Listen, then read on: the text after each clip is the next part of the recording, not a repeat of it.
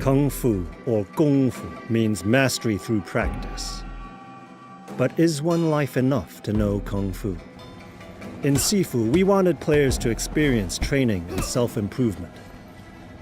To convey that, we've made death part of the journey. Through the use of an ancient pendant, players have the opportunity to rise up through death, but it comes at a cost. Each time you get back up, you will age. When encountering a challenging situation, it allows players to try again and to adapt and learn. Death is the opportunity for players to spend their experience points on skills and unlock new ways of tackling their opposition. While that may give you a sense of invulnerability at first, it won't last. The more you die, the faster you'll age. Your life energy is limited, and you will pay for each mistake. Past a certain age, your pendant will not save you anymore. And last death will be the final one. A useful tool that will outlast your demise. The detective board will keep track of all the information you've gathered on your 5 targets and their respective lairs. Should time catch up with you before you reach the end of your quest, it will help you get back on track with key information about hidden weapons and shortcuts.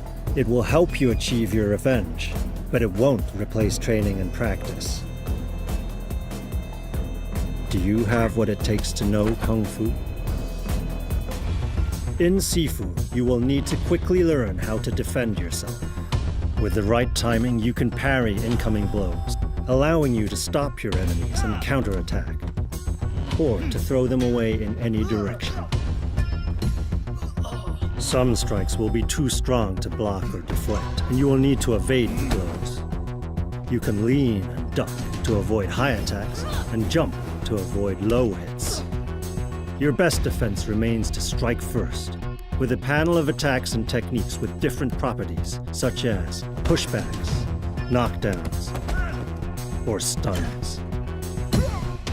Your attacks will decrease the balance of your opponent, even if they block your strikes. Parrying their attacks will also impact their balance.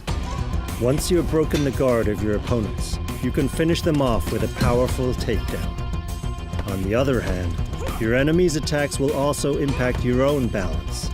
Avoiding hits is an efficient way to quickly recover. In Sifu, the environment is an opportunity, allowing you to improvise and adapt to each situation.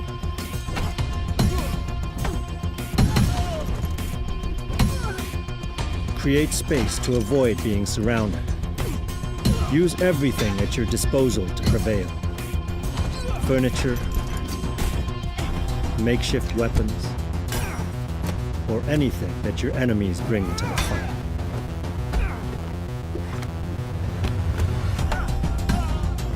Finally, if you find yourself with your back against the wall, focus is a powerful tool. It builds up as you fight and allows you to deliver precise and devastating blows. Do you have what it takes to know Kung Fu?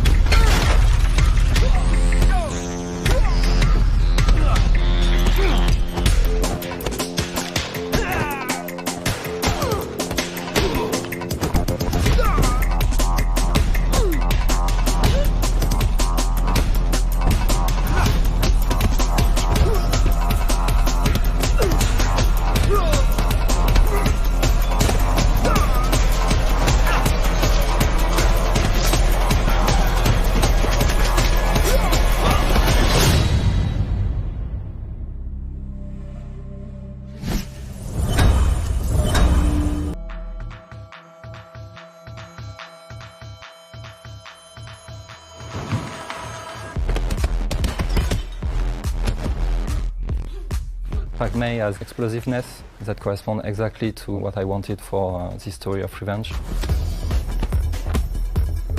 Pak-mei is ferocious, fast, powerful and accurate. And yeah, you have a lot of strikes coming out like this.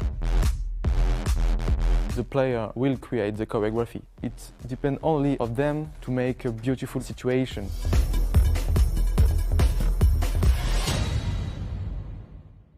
When I was 14, I went to China with my father, get back in France and start learning Chinese in school. So I find some master in France, but I didn't find the right master and the right style for me in France. So I went to China and I find Pak-mei in Foshan.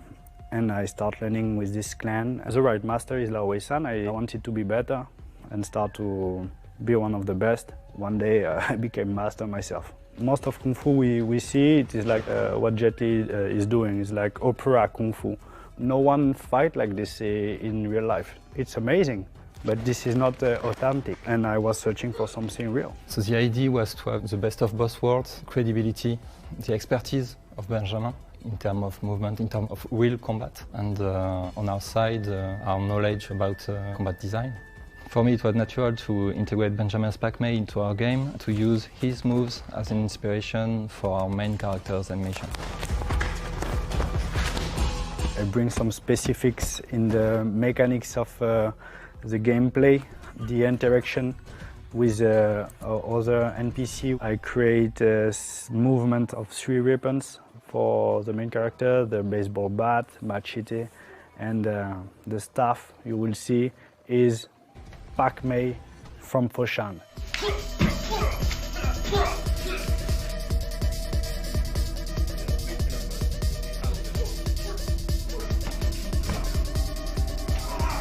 I really wanted to have something very immersive, really cool on the screen, but there is also sometimes game design things that don't fit with this.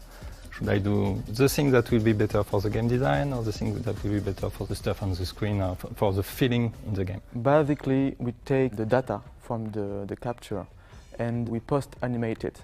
So we shape it to respect the animation direction and the style. For instance, we have to add real impacts. We better synchronized action, we add camera movements, we add camera shakes, we add viscerality. The player must be amazed on each finishing move he performs.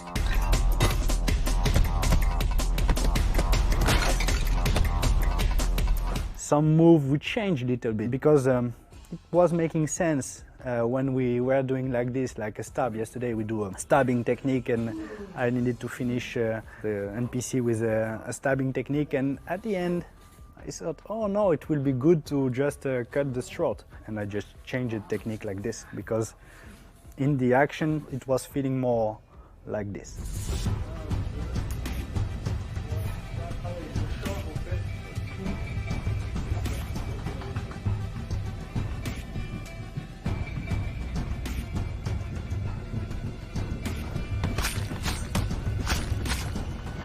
I wanted to share with them not just the technique but also the cultural side. It's important for us to be respectful of the Chinese culture and to also show to the player little details for Benjamin or also for me are important in the life of a Kung Fu master or a Kung Fu student. After we have this picture of what Kung Fu really is, well, we just go deeper and deeper about this. Jordan say, okay, what about this Wuguan? Is it feng shui good?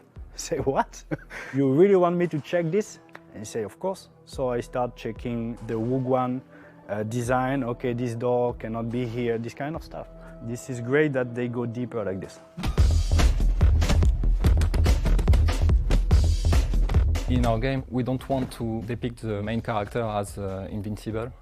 We want the player to have pressure, to be surrounded by multiple enemies. Any mistakes of the player can be deadly. And I came with 1 idea, 2 ideas, 3 ideas. Say, okay, this one is the greatest one. This is what we want, and we just move forward like this all the time.